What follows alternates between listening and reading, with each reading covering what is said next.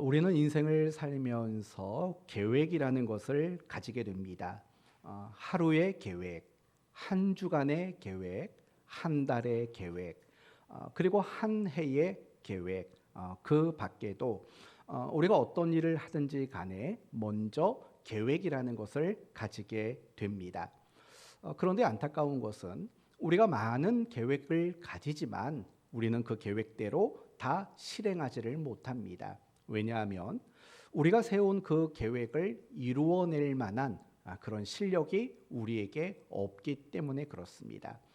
내가 다이어트를 하겠다 계획을 세우지만 그 계획을 이루지 못할 때가 많습니다.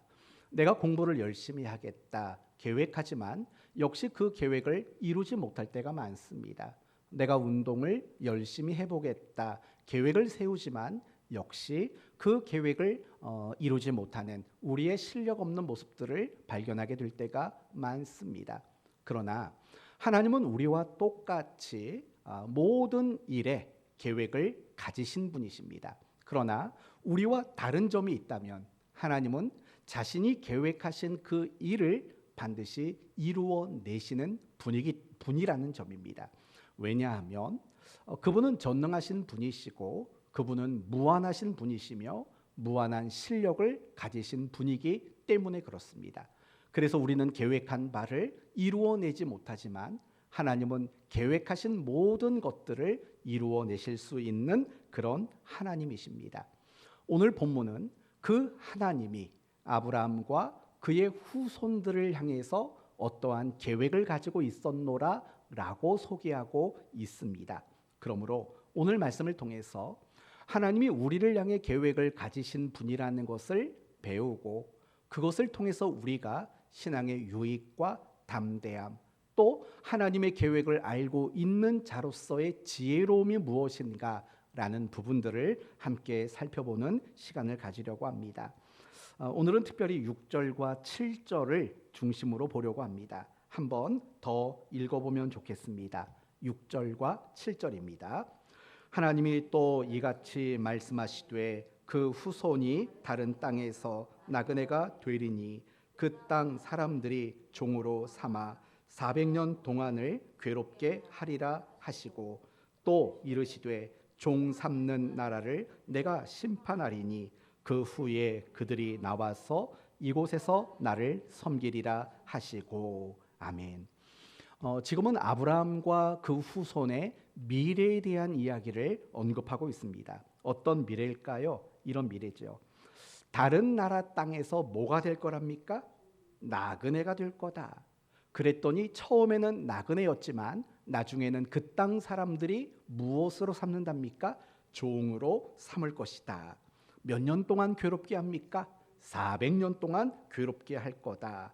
그러나 7절을 보면 하나님이 이스라엘을 종 삼은 그 나라를 심판할 거다. 그리고 그곳에서 나와 가나안 땅에서 하나님을 섬길 것이다.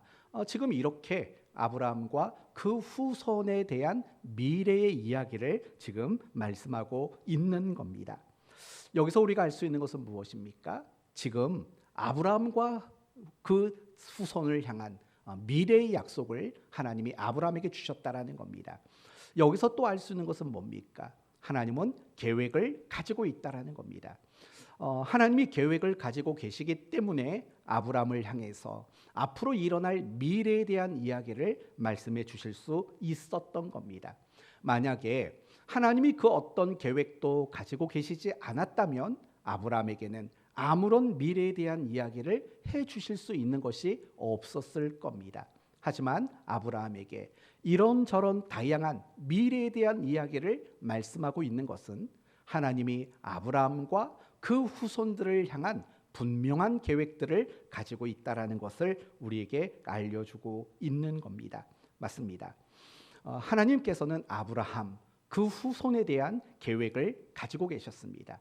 그리고 중요한 것은 하나님은 오늘 이 자리에 있는 저와 여러분 각 사람을 향해서도 여러분의 가정을 향해서도 여러분의 일터를 향해서도 그리고 우리 몸된 교회를 향해서도 하나님은 계획을 가지고 계신 분이라는 겁니다.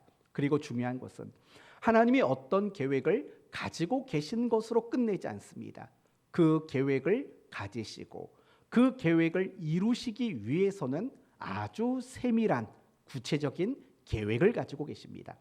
오늘 본문 6절을 보시면 마지막에 이런 말이 나옵니다. 그 땅 사람들이 종으로 삼아 몇 년 동안이요? 400년 동안 괴롭히리라 라고 말을 해요. 400년이라는 시간을 언급해요. 단지 그 땅 사람들이 너희를 괴롭힐 것이다 라고만 막연한 계획이 아니라는 거예요. 400년 동안이라는 분명한 시간적 계획표를 하나님은 가지고 계셨다, 이렇게 말씀하고 있는 겁니다. 그런데 중요한 것은 뭐냐면 하나님은 계획을 가지시고 시간표를 가지시고 그렇게 일하시는 분이라는 사실이 창세기의 첫 번째 장부터 등장한다라는 거예요. 여러분이 잘 아시는 창세기 1장의 말씀을 보시면 하나님이 천지를 창조하시는 사건에 대해서 소개를 하고 있어요. 하나님이 며칠간 창조하셨습니까? 6일간 창조하셨습니다. 저도 7일이라고 나올 뻔했어요. 6일간 세상을 창조하셨습니다. 그런데 그 6일간의 창조를 보면 하나님은 정말 계획을 가지고 계시는구나 라는 것을 분명히 볼 수가 있는 겁니다. 어떤 방식이냐? 하나님은 어떤 공간을 만드시고 그 공간을 채워 넣는 방법으로 하나님은 천지를 창조하셨어요. 예를 들면 첫째 날, 둘째 날, 셋째 날은 어떤 공간을 만드는 거예요. 그러나 넷째 날, 다섯째 날, 여섯째 날은 그 공간을 채워 넣는 방식으로 하나님께서는 그런 사역을 하셨다라는 거예요. 적어도 하나님이 6일간의 천지 창조를 누구를 위한 목적으로 하셨을까요? 바로 우리 인간을 위한 목적이었던 거예요. 그래서 하나님은 모든 것을 창조하시고 가장 마지막에 인간을 창조하시고 그들에게 안식을 주시는 장면이 나오는 거죠. 그러니 이것만 보아도 하나님은 천지를 창조하시겠다라는 그 사역이 계획이 있었던 거죠. 인간을 위해 창조하시겠다라는 하나님의 그 분명한 계획이 그 속에 담겨져 있다는 것을 보게 되는 거예요. 창세기에서 2장만 더 넘어가면 창세기 3장 15절, 여러분이 잘 아시는 유명한 구절이 나오죠. 내가 너로 여자와 원수가 되게 하고 내 후손도 여자의 후손과 원수가 되게 하리니 여자의 후손은 내 머리를 상하게 할 것이요 너는 그의 발꿈치를 상하게 할 것이다. 우리는 이 창세기 3장 15절을 원시복음이라고 말해요. 원시복음. 이게 왜 복음이라는 말을 붙였냐면 여자의 후손과 여러분 밀접한 연관이 있는 분이 누군 겁니까? 결국은 예수 그리스도이시기 때문에 그래요. 여자의 후손이라고 말할 때는 바로 예수 그리스도를 표현하고 있고 상징하고 있는 거예요. 그래서 갈라디아서 4장 4절을 보면 이 창세기 3장 15절에 대한 응답이 나와요. 이렇게 나오죠. 때가 차매 하나님이 그 아들을 보내사 여자에게 나게 하시고 라고 말을 하는 거예요. 그러니 때가 찼다라는 말은 뭡니까? 창세기 3장 15절 하나님이 말씀하셨던 여자의 후손과 뱀의 후손의 그 싸움의 때가 되었다라는 거예요. 그리고 그 때가 되어서 예수 그리스도가 여자의 몸으로 이 땅에 왔다라는 거예요. 여러분 창세기 3장 15절은 죄인된 인간을 하나님이 구속하시기 위한 계획들을 이야기하고 있는 거잖아요. 그리고 그 계획 속에는 시간이 있었다라는 거예요. 시간표가 있었다라는 거예요. 그래서 때가 참에라는 말이 등장하게 되는 거예요. 이렇듯이 창세기는 처음부터 하나님은 계획을 가지고 일하시는 분이시고 그 계획을 이루시기 위해서 철저하고 세밀한 그 시간표를 분명히 가지고 계신 분이라고 우리에게 가르쳐주고 있다라는 거예요. 그리고 성경 마지막으로 넘어가서 요한계시록을 보시면 이 점이 다시 한번 강조가 되고 있어요. 요한계시록 1장 1절 예수 그리스도의 계시라 이는 하나님이 그에게 주사 반드시 속히 일어날 일들을 그 종들에게 보이시려고 그의 천사를 그 종 요한에게 보내어 알게 하신 것이다 라고 말을 해요. 무슨 말이냐면 앞으로 일어날 일, 미래와 그 미래의 결말이 무엇인가를 사도 요한에게 보여주었다라는 거예요. 여러분 여기서도 마찬가지인 거예요. 하나님이 계획 또는 청사진이라는 것을 가지고 있지 않았다면 어떻게 사도 요한에게 미래와 결말에 대한 이야기를 말씀해 주실 수 있었겠습니까? 분명히 하나님은 계획을 가지고 일하시는 분이신 거예요. 그래서 지혜의 왕 솔로몬은 이렇게 말했습니다. 전도서 3장에 범사에 뭐가 있고요? 범사에 감사하라. 그렇죠? 범사에 감사하라가 맞아요. 근데 전도서 3장 얘기하는 거예요. 범사에 기한이 있고 천하 만사가 다 뭐가 있다? 때가 있다라고 말을 하는 거예요. 그러면서 나오는 말이 이런 말이 있죠. 날 때가 있고 죽을 때가 있고 심을 때가 있고 뽑을 때가 있고 몇 개나 만나 보십시다. 헐 때가 있고 세울 때가 있고 울 때가 있고 웃을 때가 있고 슬퍼할 때가 있으며 춤출 때가 있고 지킬 때가 있으면 버릴 때가 있고 잠잠할 때가 있으면 이제 대답도 안 해요. 말할 때가 있고 전쟁할 때가 있으면 평화할 때가 있고 10점 하나 딱 맞췄습니다. 그러니까 결국 이 전도서 3장의 이야기는 뭐냐? 천하 만사가 때와 기한이 있대요. 이 말은 하나님이 계획이 있대요. 그래서 그 계획 속에는 울 때, 웃을 때, 세울 때, 헐어버릴 때, 전쟁할 때, 평화할 때라는 시간표가 그 속에 담겨져 있다라고 이야기를 하고 있는 거예요. 여러분, 솔로몬이 깨달은 게 그거예요.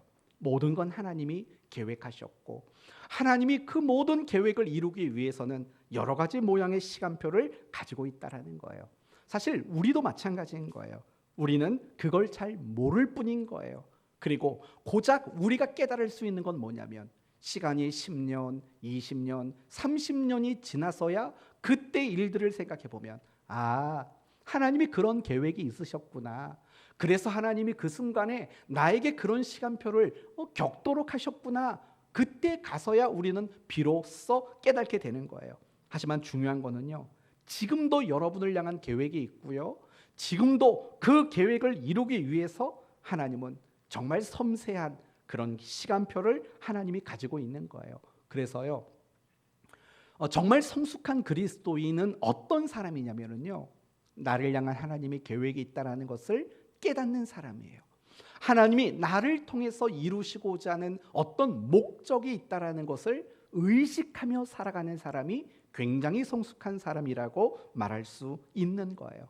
저는 여러분이 그런 분이 되셨으면 좋겠어요. 지금은 아무것도 안 느껴질 수 있어요. 하나님이 도대체 나에게 무슨 계획이 있을까? 하나님이 나에게 어떤 목적을 가지고 계실까? 잘 모르실 수도 있어요. 하지만 적어도 여러분에게 마음속에 확신으로는 나를 향한 계획이 있고 나는 그 계획 안에 살아가고 있다라는 그 믿음을 우리는 가졌으면 좋겠습니다. 이렇듯이 성경은요. 끊임없이 우리에게 말씀하시는 거예요. 하나님은 계획을 가지고 일하신다라고 말씀하신다고요. 그렇다면 끊임없이 그러한 점을 우리에게 말씀하시는 이유는 뭘까? 하나님의 일하심의 방식을 단지 설명해 주기 위한 목적만은 아니죠. 우리를 격려하고 우리를 소망을 갖게 하고 그래서 우리의 신앙을 유익하게 하고 우리를 담대하기 위한 목적인 거예요. 여러분 한번 생각해 봐요. 우리가 인생을 살아가다 보면은요. 내가 원하지 않는 때가 있을까요? 없을까요? 사실은 너무나도 많아요. 내가 바라지 않는 순간이 내 코앞에 와 있을 때가 있어요. 내가 원하지 않는 상황이 내게 나타나 있을 때가 있어요. 그럴 때가 사실은 얼마나 많은지 몰라요. 고통의 시간, 막막함의 시간, 답답한 순간, 희망이 느껴지지 않는 시간들, 그런 순간들이 사실은 너무나도 많다고요. 그런데 내가 그런 순간 속에 내가 지금 비록 답답하고 괴롭고 고통스러운 그런 시간을 살아가지만 하나님의 계획하심 속에 있다라고 우리가 확신하게 된다면 우리는 어떻게 될까요? 소망이라는 게 생기는 거예요. 그리고 우리에게는 다시 안심할 수 있는 그런 마음이 회복될 수가 있는 거거든요. 그게 맞는 거예요. 여러분의 삶에 겪게 되는 우리가 흔히 자주 말하는 말 중에 이런 말 하죠. 우연히 길을 가다 만났어요. 우연히 그런 일이 생겼어요 라고 말을 한다고요. 그러나 우리 삶에 되어지는 그 어떤 일들도 엄밀히 말하면 우연히 되어지는 일들은 하나도 없는 거예요. 그리고 하나님이 뭔가 실수해서 뭔가를 잘못해서 만나는 시간도 없어요.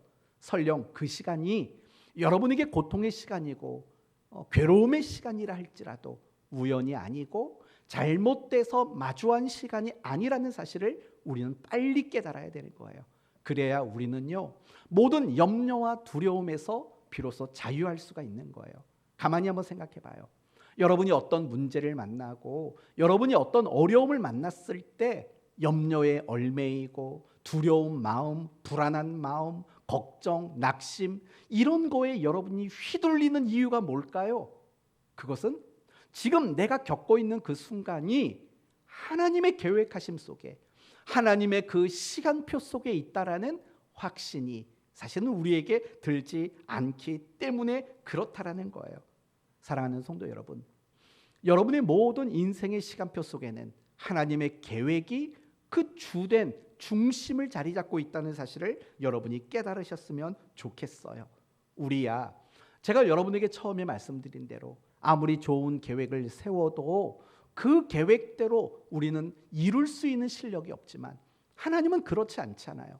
오늘 본문대로 말해보세요. 하나님은 아브라함과 그 후손을 향한 하나님은 계획을 말씀하셨다고요. 너희가 다른 나라에 가서 나그네가 될 거고, 그러다가 그 나라 사람들이 너희를 종으로 삼을 거고, 그러고 후에 400년 동안 괴롭힘을 당하다가 너희가 그 땅을 나와서 가나안 땅에 들어가게 될 것이다 라고 아브라함에게 계획을 말했잖아요. 우리는 알고 있잖아요. 뭘 알아요? 하나님이 그 계획한 대로 그대로 되었다라는 것을 우리는 알아요. 하나님은 그럴 수 있는 분이거든요. 하나님이 어떤 계획을 세우시든 간에 하나님은 그 계획을 자신이 가지고 있는 시간표대로 이루어내실 수 있는 하나님이시거든요. 그렇다면 내가 그 하나님에 대한 확신을 가진다면 내가 지금 겪고 있는 이 어려운 시간들이, 이 어려운 순간들이 정말 염려와 낙심으로밖에는 채우지 못할 시간일까? 그렇지 않다라는 거예요. 정말 하나님의 계획과 하나님의 시간표를 우리가 확신한다면 우리는 지금 가지고 있는 염려에서 벗어나고 지금 가지고 있는 그 모든 불안함에서 우리는 벗어날 수 있을 거예요. 성도 여러분, 우리는 인생을 살다 보면은요, 그리고 내 자식을 생각하다 보면은요, 불안할 때가 되게 많아요. 불안할 때가 많다고요. 그렇지 않아요? 저희 같은 경우는 그래. 가끔씩 아내랑 앉아가지고 우리 딸이 20살이 되면 우리는 할머니가 되는데 얘를 어떻게 결혼을 보내? 얘를 어떻게 해? 여러분, 그런 것들이 염려스럽고 막 한숨이 질 때가 많아요.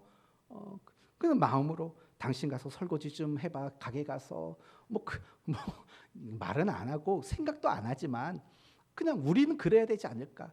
어디 가서 나는 구두라도 닦아야 될까? 아니면 탁구를 잘 치니까 어디 가서 레슨이라도 좀 해야 될까? 등등등. 이 딸내미를 생각하면 저희 딸내미가 가끔씩 저한테 그걸 물어봐요. 아빠, 우리 부자야? 라고 물어봐요. 그러면 얘기하죠. 부자야? 그러면 저희 딸은 뭐라고 말하냐면 돈이 얼마나 있는데 1억은 있어? 라고 물어요. 그러면 있지. 걱정하지 마. 지금 그렇게 뻥을 치고 있는데 아무튼 미래를 생각하면 불안한 거예요. 그런데요, 미래만 생각하면 안 돼요. 그럼 여러분의 미래는 하나님의 계획에서 어긋나 있나요? 안 그래요. 여러분의 자녀를 향해서도 하나님의 계획은 있다고요. 그 계획을 우리는 깨달아야 되는 거예요. 아니, 깨닫는 게 아니라 그 계획을 신뢰해야 돼요. 우리가 이론으로는 알잖아요. 제가 여러분에게 지금까지 설교한 내용 모르셨던 분 안 계시잖아요. 다 알죠. 왜 모르겠어요? 다 아시는 거예요. 근데도 어려운 순간들을 만나면 자꾸 염려가 되고 불안해요. 이유가 뭘까요? 자꾸 이해하려고 하는 거예요. 이해하려고 한다고요. 그 순간을 이해하려고 하고 그 사건을 이해하려고 하고 자꾸 이해를 하려고 하기 때문에 우리는 머리로는 알지만 모든 염려와 불안에서 벗어나질 못하는 거예요. 그건 굉장히 잘못된 거예요. 왠 줄 아세요? 하나님은 무한하신 분이세요. 그러면 우리는 어떤 존재일까요? 유한한 존재예요. 하나님은 끝이 없지만 우리는 끝이 있는 존재예요. 하나님은 못하실 게 없지만 우리는 못하는 거 투성인 사람이라고요. 그런데 그런 우리가 하나님에 대해서, 그분의 계획에 대해서, 그분의 시간표에 대해서 이해하려고 한다고요. 과연 그게 납득이나 되겠냐고요. 그건 납득이 될 수가 없는 거예요. 신앙이라는 것 자체는요, 이해력이 전부가 될 수가 없는 거예요. 신앙이란 이해력이 우선이 아니라 신뢰가 우선이라는 거 여러분 알고 계시지 않습니까? 오직 신뢰하는 그 영역이 바로 신앙이라는 영역인 거예요. 그러므로 여러분에게 부탁드립니다. 여러분이 어떤 순간을 만나도 다 이해가 되진 않는 건 당연한 거니까 신뢰하셨으면 좋겠어요. 아, 그래. 나를 사랑하는 하나님이 계획해 놓으신 시간표야 라는 이런 신뢰의 마음을 여러분이 모두가 가지게 되신다면 여러분은 모든 염려와 불안과 두려움에서 조금 더 자유한 사람이 될 수 있을 줄로 믿습니다. 그렇다면 제가 여러분에게 지금까지 말씀드린 내용은 이런 거죠. 하나님은 계획을 가지신다. 그리고 그 계획을 이루기 위해서 각양각색의 시간표를 가지고 일하신다. 그래서 우리는 그 하나님을 이해하려고 하지 말고 그 하나님을 신뢰하는 자가 되어야 한다. 여기까지 말씀을 드렸어요. 그렇다면 어떤 사람이 신앙이 좋은 사람일까요? 답은 간단해요. 하나님의 그 시간표를 알고 조급해하지 않고 기다릴 줄 아는 성도가 정말 훌륭한 성도다라고 말씀드릴 수 있는 거예요. 조급하면 안 돼요. 조급하면.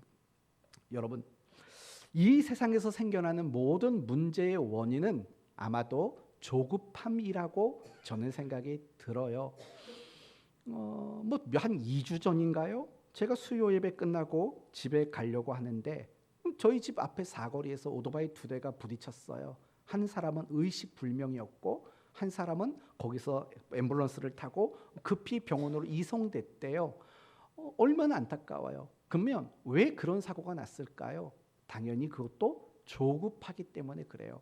여러 가지 음식을 배달하는 분들 보면 시간이 돈이지 않습니까? 그러니까 신호며 뭐며 이런 것들 다 챙길 여력이 없는 거예요. 왜냐하면 고객들이 조금만 늦어도 항의를 하잖아요. 조금만 늦어도 막 불이익을 주게 만드는 일들이 있는 거잖아요. 그러니 그들은요, 시간을 싸워야 할 사람들이에요. 그래서 그런 조급함이 결국은 어떤 사고를 일으키는 주된 원인이 될 수밖에 없는 거예요. 부부가 다투는 것도 마찬가지예요. 부부가 늘 다투고 갈등이 생기는 이유는요, 조급해서 그래요. 자식을 보면서 혹시 실망해 보신 적이 있으세요? 그러면 그 이유도 조급한 거예요. 제가 사실은 성격이 되게 급한 사람이에요. 그래서 제 딸을 생각하면서 늘 염려도 많고 가끔씩 불안한 것도 많아요. 그러면 생각해보면 그게 웃긴 거예요. 이제 고작 11살인데 이 아이의 나중을 생각하면서 걱정하고 있는 걸 보면은요, 참 말도 안 되는 그런 것들인 거지요. 왜 근데 그런 생각을 할까요? 조급해서 그러는 거예요.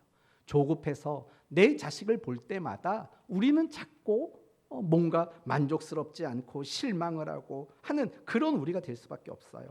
매일매일 속에서 우리가 염려가 많은 이유도 바로 이런 조급함 때문이라고 생각이 들어요. 그래서 어쩌면 내 삶 속에서 조급함만 없어도 우리는 굉장히 행복한 인생을 살 수 있지 않을까 생각이 듭니다. 그런데 이런 조급함이 문제가 되는 건 우리의 일상만은 아닌 거예요. 우리의 신앙생활 속에서도요, 늘 어김없이 우리 신앙생활에 문제를 만들고 우리를 믿음의 자리에서 벗어나게 하고 우리의 신앙을 자꾸 꼬꾸라지고 넘어지고 이탈하도록 만드는 거, 그런 것들이 다 뭐냐? 조급한 마음 때문인 거예요. 여러분이 잘 아시는 이야기를 하나 말해볼까요? 아브라함을 한번 생각해봐요. 하나님은 아브라함에게 자식 준다고 했다고요. 그럼 아브라함이 조급했을까요? 안 조급했을까요? 조급했어요. 그래서 하갈을 통해서 이스마엘을 낳잖아요. 여러분, 이런 식의 믿음에서 벗어나는 행동들이 왜 자꾸 나왔을까? 조급함인 거예요. 아니, 하나님 아들 준다며요. 근데 왜 빨리 안 주세요? 라는 그 조급함이 아브라함으로 하여금 믿음과 신앙의 자리에서 이탈되도록 만들었다라는 거예요. 여러분 잘 아시는 시내산 아래에서 이스라엘 백성들이 만든 게 뭐죠? 금송아지를 만들었어요. 그건 왜 만들었을까요? 모세가 빨리 내려오지 않으니까 그걸 만든 거예요. 분명히 내려올 거예요.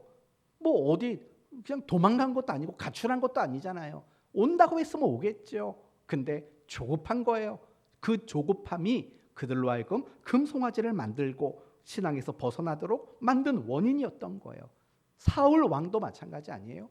아말렉 블레셋과의 전쟁을 앞두고 사무엘 선지자가 1회 안에 온다고 약속을 했다고요. 근데 그 시간을 기다리는 게 너무 초조하고 조급한 거예요. 그래서 제사장 말고는 할 수 없는 하나님께 번제를 드리는 그 집도를 자신이 하게 되는 거 아니에요. 왜 신앙에서 벗어나요? 자꾸 조급해서 그래요. 우리 주변에도 마찬가지예요.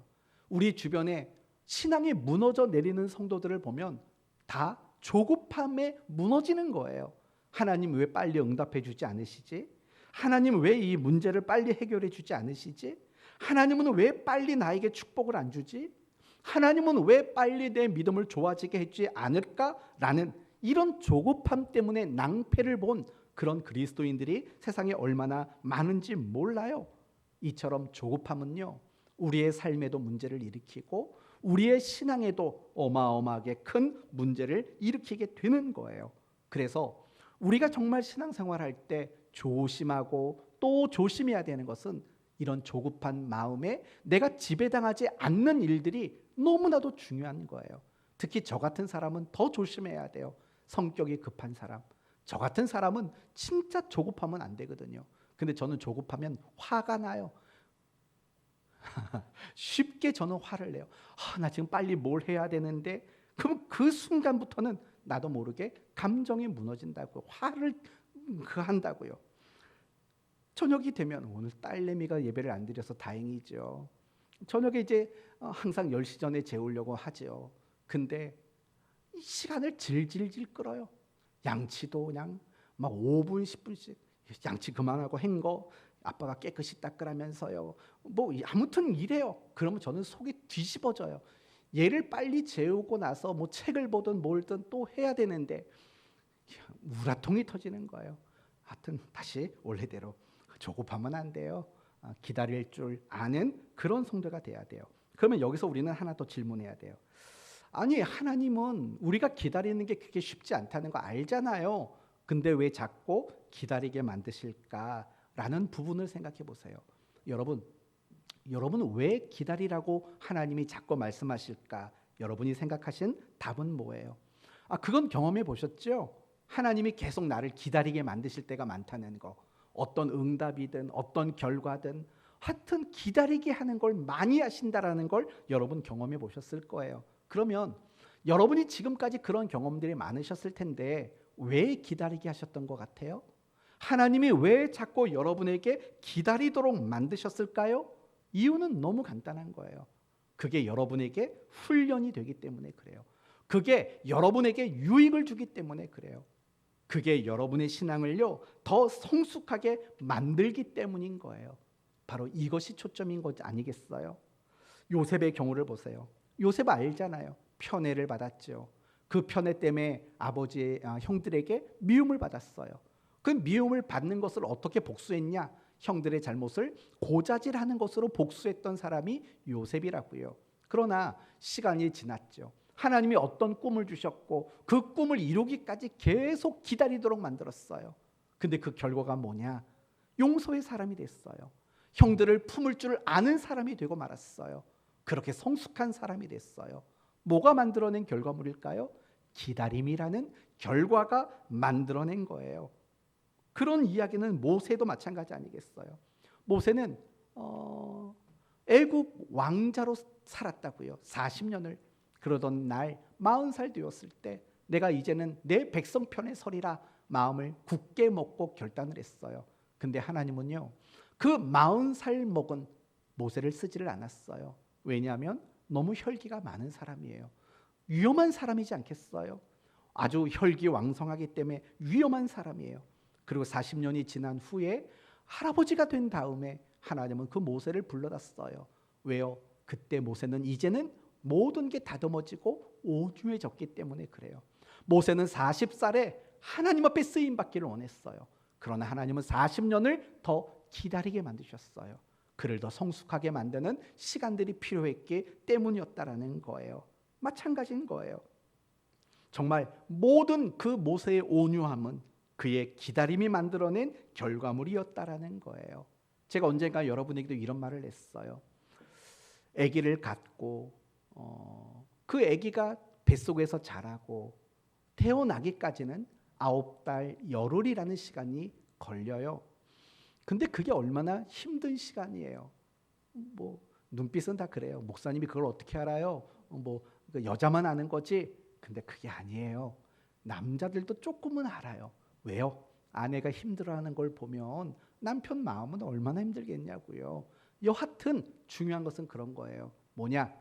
왜 그렇게 9달 열흘이나 기다리도록 만들까? 그냥 한 일주일 만에 애가 쑥쑥 자라서 나오면 정말 편하지 않겠어요? 그러나 그렇지 않아요. 여러분, 인간은요, 물론 다른 짐승들도 마찬가지예요. 모성애라는 거, 부성애라는 거, 부모의 사랑이라는 거, 다른 짐승들도 분명히 있겠지요. 하지만 유독 인간의 모성애는요, 정말 남다르다는 걸 여러분 아실 거예요. 결국 그런 거 아닐까요? 9달 열흘이라는 그 기다림의 시간이 엄마다워지고 아빠다워지도록 만드는 시간 아닐까요? 만약에 그 9달 열흘이라는 기다림의 시간이 없이 자식을 얻는다면 세상은 어떻게 될까? 한번 상상해 보시겠어요? 정말 끔찍할 거예요. 정말 끔찍한 세상이 되고 말 건 너무나도 분명하다라고 생각이 드는 거예요. 우리도 마찬가지예요. 하나님은 계획표를 가지고 있고 시간표도 있어요. 그리고 그 시간 속에서 우리는 할 수 있는 것이 기다리는 것 말고는 없어요. 아니, 기다려야만 해요. 왜요? 그것이 우리를 성숙하게 만들기 때문인 거예요. 절대로 기다리는 거는요, 낭비가 아니에요. 낭비가 아니에요. 그래서 야고보서 1장 4절에 이런 말이 나와요. 인내를 온전히 이루라. 이제 여러분 맞추시나 봅시다. 이는 너희로 온전하고 구비하여 조금도 부족함이 없게 하려 함이라 라고 말씀하고 있는 거예요. 우리가 기다리는 거, 그건 우리를 온전하게 구비하고 부족함이 없도록 만드시기 위한 하나님의 또 다른 의도가 바로 기다림이라는 거예요. 그렇기 때문에요, 항상 하나님의 시간표가 있고 계획이 있다. 그래서 우리는 기다릴 줄 알아야 된다. 여기까지 나가는 여러분이 되셔야 합니다. 그런데 끝으로 우리가 기다리는 그 시간이 사실 우리에게 쉬운 시간은 아니에요. 정말 쉬운 시간은 아니에요. 그러면 어떻게 해야 되는가? 제일 중요한 첫 번째는요, 하나님의 사랑을 확신하는 게 중요해요. 그래야만 기다릴 수가 있는 거예요. 여러분, 우리가 하나님의 사랑을 확신하지 못하면 절대로 기다리지 못하는 조급한 사람이 돼요. 우리가 정말 신앙생활하면서 조급한 사람들을 보면은요, 무엇이 늘 부족하냐면 하나님에 대한 사랑의 확신이 늘 부족한 사람일 때가 많아요. 그러나 반대로 정말 인내하고 견디고 기다릴 줄 아는 성도들의 특징을 보면은요, 하나님이 나를 사랑하셔라는 그 사랑에 대한 확신이 정말로 확고한 사람이라는 것을 우리는 알게 돼요. 노아를 생각해 봅시다. 노아는 방주 안에서 1년 남짓 생활을 할 수밖에 없었던 것을 여러분 아실 겁니다. 1년 동안 기다리는 게 쉬울까요? 비는 40일 만에 그쳤어요. 그리고 몇 달 지나고 나서 방주는 물 위에, 땅 위에 내려앉았어요. 그런데 노아는요, 나오질 않았어요. 방주 안에서 기다렸어요. 그게 결코 쉬운 일은 아니었을 거라고요. 그렇다면 이 노아가 그렇게 기다릴 수 있었던 이유는 뭐냐? 바로 그런 거죠. 나를 향한 하나님의 사랑의 확신, 그것이 그로 하여금 기다리게 한 거예요. 물론 우리가 창세기 6장 이하에 나오는 노아의 이야기 속에서는요, 하나님이 노아를 사랑했다, 뭐 그런 식의 표현들은 없어요. 하지만 노아는 충분히 하나님이 나를 사랑하고 있다는 것을 확신할 수 있었어요. 뭘 보면 알 수 있었을까요? 비가 그렇게 내려도 방주가 깨지지 않는 모습 보면서, 그렇게 물 위를 떠다녀도 물이 새어나지 않는 것을 보면서 하나님의 사랑을 깨달을 수 있었던 거예요. 그게 노아로 하여금 기다릴 수 있도록 만들었던 가장 중요한 이유였던 거예요. 그러나 이스라엘 백성들을 생각해 보세요. 반대로 생각해 봐요. 그들은 먹을 것이 없다, 마실 것이 없다, 정말 끊임없이 원망과 불평을 늘어놓았어요. 왜 그런 줄 아세요? 하나님의 사랑을 확신하지를 못했어요. 뭘 보면 알 수 있느냐? 출애굽기 14장을 보시면 그들이 또 모세에게 이르되 애굽에 매장지가 없어서 당신이 우리를 이끌어내어 이 광야에서 죽게 하느냐라고 말을 해요. 뭐라고 말하냐면 그들을 애굽에서 건져내서 광야까지 데리고 온 이유가 이 광야에서 뭐 하려고 데려왔다고 생각하는 거예요. 죽이려고 데리고 왔다고 생각을 하는 거예요. 하나님의 사랑을 조금도 생각하는 마음이 그들 마음속에 없었던 거예요. 그러니까 물이 며칠만 떨어져도 원망 불평 기다릴 줄 모르는 그런 사람이 되고 말았던 거예요. 우리도 똑같은 거예요. 나를 하나님이 사랑하신다.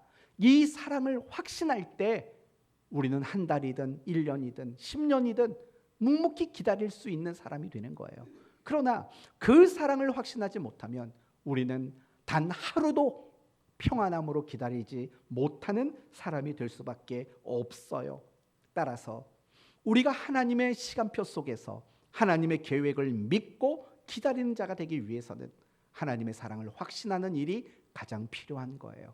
그리고 마지막으로 한 가지 더, 우리가 기다리는 그 시간 동안 내게 주어진 책임을 다하셔야 된다는 걸 잊지 마십시오.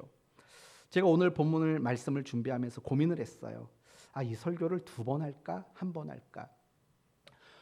여러분에게 한번 물어봅시다. 하나님은 아브라함과 그 후손을 향해서 계획을 가지고 있다고 말씀했잖아요. 그러면 그 계획을 가지고 있다라는 건 운명일까요? 예정일까요? 조금만 단어를 덧붙여서 말하면 운명론을 말하는 걸까요? 아니면 예정론을 과연 말하는 걸까요? 하나님이 다 계획해 놓으셨어. 그리고 그대로 돼. 사실은 운명론과 뭐가 달라요? 세상 사람들 말하는 팔자랑 다를 바가 없는 거잖아요. 다 하나님이 계획하셨고 하나님은 그 계획한 대로 다 이루어내신다며요. 그러면 그 운명이고 팔자지요. 과연 성경은 그렇게 운명론을 과연 말하는 걸까라는 이 부분을 생각해 봐야 돼요. 그래서 이 예정론과 운명론에 대해서 설교를 별도로 한번 할까, 아니면 오늘 한 번에 다 할까라고 고민하다가 그냥 한 번에 다 하려고 마음을 먹은 겁니다. 제가 오늘 여러분에게 말씀드리고 싶은 건 이거예요. 성경은 절대로 운명론을 말하지 않아요. 정해졌으니까 그대로 되는 거야 라고 팔자 타령을 성경은 하지 않는다라는 거예요. 무슨 말이냐면요, 하나님은 누군가를 향해서 계획과 시간표를 가지고 있어요. 그런데 중요한 것은요, 그 계획과 시간표를 하나님은 언제든지 바꿀 수 있는 하나님이라는 거예요. 그리고 그 시간표와 계획을 바꾸시더라도 하나님의 궁극적인 계획은 성취되게 하시는 분이라는 거예요. 말이 어려운 거면 좀 쉬운 말로 해봅시다. 여러분이 잘 아시는 히스기야 왕을 생각해 보시면 돼요. 어느 날 몸이 너무 아파요. 그래서 선지자에게 물어보죠. 하나님께 좀 여쭤봐 달라고. 이 병이 나을 병인지. 그때 어떤 말을 전해 듣냐면, 왕이시여, 당신은 살지 못합니다. 며칠 만에 죽는데요, 3일 뒤면 당신은 죽습니다. 이 말을 선지자를 통해 전해 들어요. 이건 여러분, 하나님이 그냥 해본 소리일까요? 원래 계획은 15년 더 살게 하려고 하셨는데 그냥 겁 좀 주려고, 뭔가 회개 좀 시키려고 일부러 하신 말일까요? 아니에요. 그거는 하나님의 계획이에요. 그건 하나님의 시간표였던 거예요. 그런데 이 뜻밖에도 히스기야 왕이 하나님 앞에 울면서 기도를 하지요. 하나님, 이 나라를 보십시오. 내가 이 나라를 위해서 해야 될 일이 있지 않겠습니까? 제발 좀 살려주십시오. 기도를 했다고요. 그랬더니 하나님은요, 15년의 생명을 연장시켜 주셨어요. 계획과 시간표를 변경하신 거예요. 바로 이런 것들이 사실은 예정론 속에 담겨 있는 한 가지 내용인 거예요. 물론 예정론에 대한 이야기를 하려면 사실은 우리의 구원과 연관해서 이야기해야 될 부분들이 상당수 많아요. 그렇지만 오늘 본문과 연관해서도 우리가 고민이 될 수 있기 때문에 말씀을 드리는 거예요. 계획하셨어. 다 그대로 될 거야. 시간표대로 진행될 거야.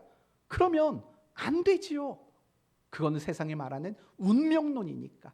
제가 여러분에게 이 예정론에 대한 이야기를 잠깐 언급하는 이유는 그거예요. 여러분의 책임을 다하라고요. 하나님은 우리에게 자유의지를 주셨어요. 이 자유의지가 있기 때문에 운명론이 아닌 거예요. 만약에 우리가 신앙이라는 걸 운명론으로 치부해버린다면 하나님을 멸시하고 하나님의 능력을 무시하는 행위가 되는 거예요. 하나님은 우리에게 자유의지를 주셨어요. 절대로 운명론을 말하지 않는 거예요. 그렇다면 이 예정론이 우리에게 요구하는 바가 뭐냐? 그것은 우리의 책임에 대한 성실함을 요구하고 있다는 거예요. 하나님은 우리를 향해 계획과 시간표를 가지고 있었어요. 그리고 우리는 기다려야 돼요. 그러나 무턱대고 기다리는 게 아니에요. 낮잠이나 자면서 기다리는 게 아니라고요. 내게 맡겨진 역할, 내게 맡겨진 사명, 내게 주어진 책임, 이런 것들을 성실히 다하는 거예요. 바로 그것이 예정론을 여러분에게 말씀드리는 이유라는 거예요. 8절, 할례의 언약을 아브라함에게 주셨더니 그가 이삭을 낳아 여드레 만에 할례를 행하고 이삭이 야곱을, 야곱이 우리 12조상을 낳았다. 그들에게 맡겨진 책임에 대해서 성실히 감당했다라고 이야기하고 있는 거예요. 사랑하는 성도 여러분, 우리가 하나님의 시간과 계획을 기다림 속에서 우리는 아무것도 하지 않는 게으름뱅이 신자가 되면 안 돼요. 우리를 향한 계획이 있고 시간표가 있어요. 그 속에서 여러분은 함께 여러분에게 맡겨진 그 책임에 대한 성실함을 잃으면 안 되는 거예요. 순종하셔야 되는 거고 충성하셔야 되는 거고, 여러분 모두가 더 나가서 사명을 감당하는 자리에 힘써 노력하는 여러분이 되셔야 하는 거예요. 바로 그런 성도가 하나님은 계획을 가지고 일하신다고 확신하는 성도의 참다운 모습이라는 거예요. 절대로 여러분 모두가 운명론을 믿는 그리스도인이 되지 않기를 바라요. 하나님은 그런 걸 원하지 않으세요. 하나님은 계획하신 모든 일에 우리가 함께 우리의 자유의지를 항복시켜서 그분 앞에 복종하고 충성함으로 함께 그 계획과 그 시간표를 이루어 가기를 하나님은 바라고 원하시는 하나님이신 거예요. 이제 오늘 말씀을 마치겠습니다. 하나님은 우리를 향한 계획을 가지십니다. 그리고 그 계획을 이루기 위해 구체적인 시간표를 가지십니다. 그리고 결국에는 모든 계획을 이루어 내실 겁니다. 그러므로 여러분이 만나는, 마주하는 그 모든 환경, 사건, 그 순간 속에서 안심하시고 염려하거나 두려워하지 않는 여러분이 되시기를 바랍니다. 기다리는 여러분이 되십시오. 어떻게 해요? 하나님의 사랑을 확신하고 여러분에게 주어진 그 책임을 성실히, 신실히 잘 감당하는 모습으로 기다리는 여러분이 되시기를 바랍니다. 그래서 하나님의 계획하심이 이루어지는 그날 정말 기쁨과 감사로 마주하는 복된 성도 되시기를 예수님 이름으로 축원드립니다. 아멘.